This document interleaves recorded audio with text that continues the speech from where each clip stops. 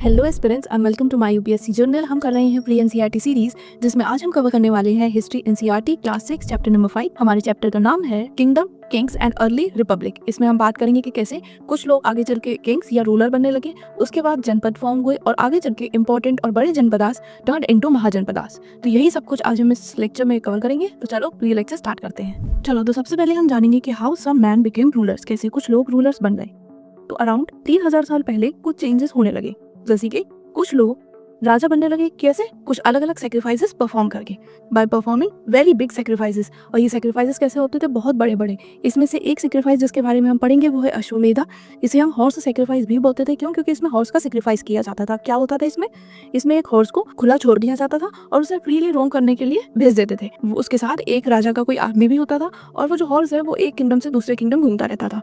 अब दो चीजें हो सकती थी, या तो कोई किंगडम उसे रोक दे या फिर उसे फ्रीली वहां से जाने दे। तो जब ये जो हॉर्स होता था इसे कोई भी किंगडम रोक देता था, तो इसका मतलब कि वो जो जिस राजा ने उस हॉर्स को भेजा था वो उस राजा को स्ट्रॉन्ग या पावरफुल नहीं मानते। और फिर क्या होता था? फिर होती थी उन दोनों किंगडम्स में फाइट। वहीं अगर कोई किंगडम हॉर्स को अपने यहाँ से आराम से पास करने देता था, तो इसका मतलब क्या होता था कि वो मानते हैं कि जो राजा है वो स्ट्रॉन्ग है, वो पावरफुल है। तो इसका मतलब उन्होंने राजा को जो है स्ट्रॉन्ग और पावरफुल मान लिया। तो ये दो चीजें होती थी जब वो हॉर्स को छोड़ देते थे फ्रीली कि वो जाए और रोम करे एक किंगडम से दूसरे किंगडम। और इसके बाद क्या होता था? एंड में होता था हॉर्स का सेक्रीफाइस। जब हॉर्स का सेक्रीफाइस होता था तो वहाँ पर सारे ही राजाओं को बुलाया जाता था और ये राजा अपने साथ अलग अलग गिफ्ट्स भी लाते थे। और जिस राजा ने ये अश्वमेध ऑर्गेनाइज किया होता था वो राजा क्या करते थे? वो सेक्रीफाइस ऑर्गेनाइज करवाते थे और वो एक पावरफुल राजा की तरह सब उससे देखने लगते थे। सब उन्हें रिकॉग्नाइज करने लग जाते थे एज द मोस्ट पावरफुल या वेरी पावरफुल राजा। अभी सेक्रीफाइस की जो रिचुअल्स थी वो कौन करते थे? वो करते थे हमारे प्रीस्ट। इसके अलावा जो ऑर्डिनरी लोग वहाँ आते थे जिनको हम विश बोलते थे, वो भी अपने साथ अलग अलग राजा के लिए कुछ ना कुछ गिफ्ट लेके आते थे। साथ में जो शूद्रास थे, शूद्रा कैटेगरी या शूद्रा ग्रुप को बिलोंग करते थे, वो लोग इस रिचुअल्स में आना उनका अलाउड नहीं था। वो लोग इस रिचुअल में पार्टिसिपेट नहीं कर सकते थे, ना ही आ सकते थे। तो ये हो गया हमारा पूरा अश्वमेधा कि इसमें क्या होता था और कैसे होता था। अब देखो, प्रीवियस लेक्चर में हमने डिस्कस किया था अबाउट ऋग्वेद कि ये हमारी ओल्डेस्ट बुक्स हैं और इनके बाद ये हमारे सबसे पहले वेदास थे। और इनके बाद अलग अलग 3 और वेदास लिखे गए थे जो थे सामवेद, यजुर्वेद और अथर्ववेद। इनको कंपोज किसने किया था? इनको कंपोज किया था प्रीस्ट ने। और क्योंकि इनको प्रीस्ट ने कंपोज किया था तो इन वेदास में थे अलग अलग रिचुअल्स डिस्क्राइब जो कि उस टाइम पर परफॉर्म होते थे। इसीलिए हमें पता है अबाउट अश्वमेधा। ठीक। अब जो प्रीस्ट थे उन्होंने एक चीज और की थी कि उन्होंने लोगों को 4 ग्रुप्स में डिवाइड किया था और इन ग्रुप्स को हम कहते थे वर्णा। ठीक, यानी कि वर्णा सिस्टम, ग्रुप सिस्टम। अब इसमें से पहला जो था वो थे ब्राह्मण्स का ग्रुप। ब्राह्मण क्या करते थे? ये लोग वेदा पढ़ते थे और आगे पढ़ाते थे। इसके अलावा कोई भी सेक्रीफाइस परफॉर्म किया जाता था तो वो यही लोग करते थे और इनको गिफ्ट्स भी मिलते थे, राजा से भी मिलते थे और बाकी और लोगों से भी मिल जाते थे। सेकंड जो हमारा ग्रुप था वो था क्षत्रिय। क्षत्रिय क्या करते थे? ये बैटल्स लड़ते थे, ये लोगों को बचाते थे। तो ये हो गया हमारे क्षत्रिय ग्रुप। नंबर 3 हमारा ग्रुप था वैश्य ग्रुप। ये लोग क्या होते थे? या तो फार्मर्स होते थे, या ये हर्डर्स होते थे, या फिर ये होते थे ट्रेडर्स। तो ये लोग आ गए हमारे वैश्य ग्रुप में। और जो नंबर 4 ग्रुप था वो था शूद्रास का। शूद्रास क्या करते थे? उनका काम था कि वो बाकी के 3 ग्रुप्स को सर्व करेंगे, उनका काम करेंगे, उनकी सेवा करेंगे। इसके अलावा इनको वेदास पढ़ना अलाउड नहीं था, ये कोई सेक्रीफाइस नहीं कर सकते थे, ये किसी सेक्रीफाइस में जा नहीं सकते थे। बाकी के ये जो थे क्षत्रिय से वैश्य, ये लोग सेक्रीफाइस कर सकते थे और सेक्रीफाइस जो करते थे, जो रिचुअल वगैरह सब परफॉर्म करते थे, वो हमारे ब्राह्मण्स करते थे। तो ये हो गए हमारे 4 वर्णास या फिर 4 ग्रुप्स जो कि प्रीस्ट ने बनाए थे। और ये किस बेसिस पे थे? ये थे on the basis of birth, यानी कि अगर आप ब्राह्मण फैमिली में आपका बर्थ हुआ है तो आप ब्राह्मण ही होंगे। अगर आप कोई और काम करना चाहें तो आप नहीं करेंगे, आपको वही करना होगा। जो शूद्रा फैमिली में जिनका बर्थ हुआ है वो शूद्रा वाला ही फॉलो करेंगे, वो कुछ और नहीं कर सकते। ये हो गए हमारे 4 ग्रुप्स या फिर वर्णास। अब आगे चलते हैं। अब हम जानेंगे अबाउट जनपदास। तो देखो, राजा कैसे बने वो देख लिया, अब हम देखेंगे कि जनपदास कैसे बने। तो जो राजा थे, जो लोग बिग बिग सेक्रीफाइस करते थे, वो लोग मानने लग जाते थे उन्हें कि हाँ ये पावरफुल है, वो बन जाते थे राजा। अब वो क्या करते थे?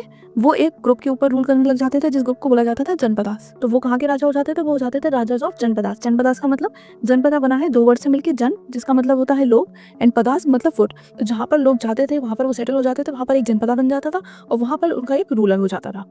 अब यहाँ पर ये लोग कुछ इनके जो एग्जांपल्स है कुछ सेटलमेंट्स के, कुछ जनपदास के, वो हैं एक पुराना किला इन दिल्ली, उसके अलावा हस्तिनापुर एंड मेरठ। तो ये कुछ सेटलमेंट्स हैं, कुछ जनपदास हैं। ठीक। इसके अलावा जनपदास की बात करें तो यहाँ पर जो लोग होते थे वो हट में रहते थे, वो अलग अलग एनिमल रखते थे इंक्लूडिंग कैटल भी वो लोग रखते थे। साथ में उन्हें काफ़ी अलग अलग क्रॉप्स ग्रो करने आते थे और वो बनाते थे अर्दन पॉट, सामान वगैरह स्टोर करने के लिए। और जो उनके फेमस अर्दन पॉट्स है वो है हमारे पेंटेड ग्रे वेयर।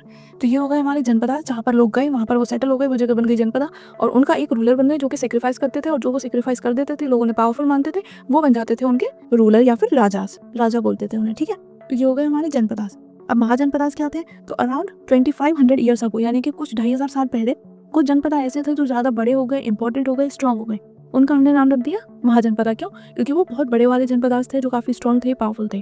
अब इन सारे ही महाजनपदास में एक कैपिटल सिटी होती थी और साथ में देवर फोर्टिफाइड मतलब जैसे कि यहाँ पर ये वॉल्स बनी हुई है पूरी बाउंड्री टाइप, तो ऐसे ही वो लोग क्या करते थे कि वो बहुत बड़ी बड़ी वॉल्स बना देते थे ब्रिक से या फिर वुड से या फिर स्टोन से अराउंड उनके पूरे एरिया, यानी कि उनके पूरे महाजनपद के अराउंड। क्यों? क्योंकि एक तो ये प्रोटेक्शन में उनकी हेल्प करती थी, कोई भी राजा अगर बाहर से आता था वो डायरेक्ट नहीं आ सकता था, कोई भी ऐसी उनके एम्पायर में नहीं आ सकता। साथ में वो लोग क्या करते थे, वो फोर्ट्स भी बनाते थे। फोर्ट्स बड़ी बड़ी बिल्डिंगें होती थी जहाँ पर यूजुअली सारा कुछ फॉर फाइट पर्पस या फिर बैटल के पर्पस की सारी चीजें वहाँ पर रखी जाती थी, आर्मी वगैरह और बाकी इक्विपमेंट्स। तो वो फोर्ट्स क्यों बनाते थे? वो भी इसलिए बनाते थे ताकि कोई और किंग अगर अटैक करे तो वो खुद को बचा पाए। साथ में ये भी दिखाता था कि कोई किंग कितना रिच है, कितना वेल्दी है, कितना बड़ा उसका फोर्ट है, कितना ह्यूज है। तो ये सारे किंग के पावर को भी डिनोट करते थे। और इसके अलावा यहाँ से पूरे ही जनपदा को कंट्रोल करना भी काफी ईजी हो जाता था। तो ये थे हमारे कुछ महाजनपदास के बारे में इन्फॉर्मेशन। इसके अलावा जो राजा जो नए नए बन रहे थे महाजनपदास वगैरह की, ये लोग अब आर्मी रखने लग गए थे। पिछले लेक्चर में हमने देखा था कि कोई भी आर्मी नहीं होती थी, जो लोग वहाँ के मेंस होते थे वही फाइट करते थे। बट अब क्या होने लगा था, अब धीरे धीरे उन लोगों ने आर्मी मेंटेन करना शुरू कर दिया था। वो आर्मी को रेगुलरली पे भी करते थे। अब ये सारा कुछ एक्सपेंस वो कैसे करते थे? आर्मी भी रख रहे हैं, फोर्ट भी बना रहे हैं, साइड में वॉल्स भी बिल्ड कर रहे हैं, तो इसके लिए उनको बहुत सारे एक्सपेंसेस की जरूरत पड़ती थी। तो इसके लिए वो क्या करते थे, वो लेते थे टैक्सेस। टैक्सेस क्यों? ताकि वो ये सारा कुछ मेंटेन कर पाए। अब इसके लिए वो क्या करते थे, जो लोग क्रॉप उगाते थे यानी कि जो लोग फार्मर्स होते थे उनसे वो टैक्स लेते थे उनके क्रॉप पे। अब उन्होंने जितना भी क्रॉप ग्रो किया होता है उसका 1/6 वो एज टैक्स उनसे ले लेते थे और इसको वो बोलते थे भागा यानी कि शेयर। तो ये तो हो गया फार्मर्स का। जो लोग फार्मिंग नहीं करते थे, जो हर्डर्स थे, उनसे वो क्या करते थे, उनसे वो उनके एनिमल्स या फिर एनिमल का प्रोडक्ट लेते थे in the form of tax. इसके अलावा जो लोग ट्रेडर्स थे, जो बाइंग एंड सेलिंग करते थे, तो वो उनसे उनके buying and selling of goods पे टैक्स लेते थे। इसके अलावा जो लोग ये भी नहीं करते थे, कुछ लोग ऐसे भी थे जो कि जंगलों में जाते थे, वहाँ पर गैदरिंग करते थे, हंटिंग करते थे, तो उनके टैक्स में उन्हें क्या देना होता था, फॉरेस्ट की प्रोडक्ट्स। हर अलग अलग प्रोफेशन के लिए उनके अलग अलग तरह के टैक्सेस थे। इसी तरह जो लोग क्राफ्ट पर्सन थे, जो अलग अलग क्राफ्ट करते थे, उनका टैक्स क्या होता था कि उन्हें किसी कुछ लेबर देनी होती थी, यानी कि अगर कुछ बनवाना है तो उन्हें वो बना के देना होगा, अगर कुछ काम है तो उन्हें वो काम करना होगा। तो इस तरह से हर किसी के अलग अलग फॉर्म ऑफ टैक्सेस थे जो कि उन्हें देने होते थे।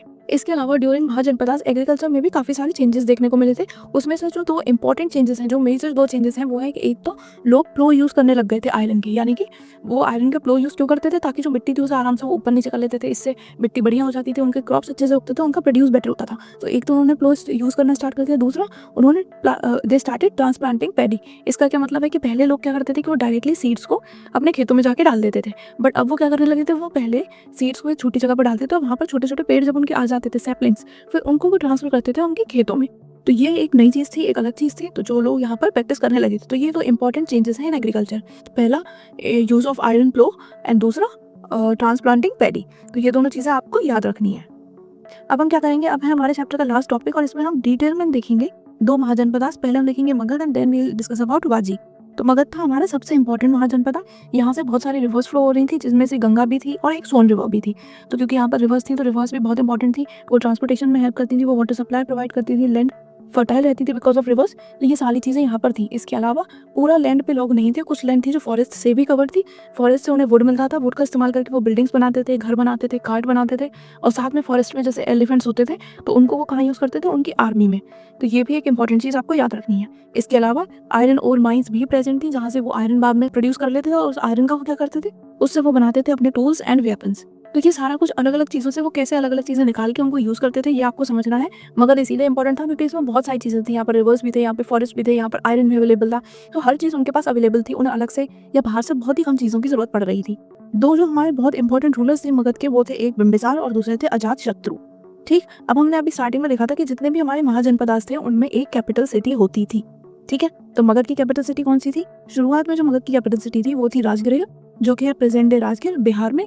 और उसके बाद में उन्होंने अपना कैपिटल शिफ्ट कर दिया था। फिर उन्होंने अपना कैपिटल शिफ्ट किया था in Pataliputra, which is present day Patna. तो ये 2 इनके कैपिटल्स थे, पहले था राजगृह और बाद में हो गया पाटलिपुत्र। तो मगध के बारे में आपको ये सब कुछ याद रखना है। अब बात करेंगे वाजी की। तो इसका कैपिटल था वैशाली, बिहार। ठीक, और यहाँ की जो गवर्नमेंट थी वो अलग थी। वह यहाँ की गवर्नमेंट कैसी थी, जैसे कि मगध और बाकी सारी जगह पर एक रूलर था या एक राजा था, बट यहाँ पर काफी सारे रूलर्स थे, अलग अलग ग्रुप्स थे और उनके अलग अलग राजा या रूलर्स थे। ये लोग साथ में सारी रिचुअल्स परफॉर्म करते थे और ये साथ में ही डिस्कस करते थे अबाउट डिफरेंट इंपॉर्टेंट थिंग्स। तो असेंबली होती थी जहाँ पर ये सारे लोग आके असेंबल होते थे और ये अपने डिस्कशन करते थे।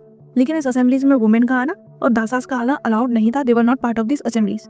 राजा जो थे, जो बड़े किंगडम के राजा थे, जैसे मगध के अजातशत्रु, तो वो क्या करते थे, वो हमेशा कोशिश करते थे कि ये जो छोटे किंगडम महाजनपदास हैं इनको वो कैप्चर कर लें, इन संघास को कैप्चर कर ले। क्यों? क्योंकि इनमें अलग अलग ग्रुप्स थे जिनको बोला जाता था गना या फिर संघ। तो ये एक अलग तरह की गवर्नमेंट थी और इसका नाम था गना या फिर संघ। यहाँ पर जो रूलर्स होते थे उनको कहते थे राजा, और अलग अलग गना या अलग अलग ग्रुप के अलग अलग रूलर्स थे, वो साथ में आके असेंबलीज करते थे और डिसीजंस लेते थे। ठीक है। और साथ में एक और इम्पोर्टेंट फैक्ट कि जो गौतम बुद्धा थे और महावीरा ये दोनों भी इन्हीं गणास और संन्यास को बिलोंग करते थे। बहुत सारी हमारी ऐसी बुद्धिस्ट बुक हैं जिनमें के बहुत डिटेल डिस्क्रिप्शन में बताया है अबाउट दी संन्यास। तो ये हुआ हमारा पूरा जो चैप्टर है खत्म, जिसमें हमने देखा जनपदास और महाजनपदास के बारे में। महाजनपदास में हमने मगध और वाजी देखा, क्योंकि दोनों का ही जो सिस्टम ऑफ गवर्नमेंट था वो अलग था। मगध में एक रूलर होता था, वाजी में क्या था, अलग फॉर्म ऑफ गवर्नमेंट थी जिसे बोलते थे गणा या संघ, बिकॉज ग्रुप ऑफ पीपल थे, उनके अलग अलग रूलर्स थे। तो इसीलिए यहाँ पर इनको बोलते थे गणा या संघ, असेंबलीज टाइप, ठीक। और फिर ये असेंबली में सब कुछ डिस्कस करते थे जिसमें वुमेन्स वगैरह अलाउड नहीं थी। चलो तो फिर विद दिस हमारा ये लेक्चर हो गया खत्म। अब कोई भी डाउट हो तो कमेंट में पूछ लेना। एक बार यही चैप्टर बुक से पढ़ लोगे तो सारा कुछ एकदम क्रिस्टल क्लियर हो जाएगा। साथ में ये चैनल, ये वीडियो ये ज़्यादा से ज़्यादा एक्सपीरियंस के साथ शेयर करो ताकि ज़्यादा से ज़्यादा लोगों तक प्री एनसीईआरटी सीरीज पहुंचे। आपको ये लेक्चर कैसा लगा ये कमेंट में बताना बिल्कुल मत भूलना। अब मैं मिलूंगी आपसे नेक्स्ट वीडियो में। Till then bye bye, take care, पढ़ाई करते रहो।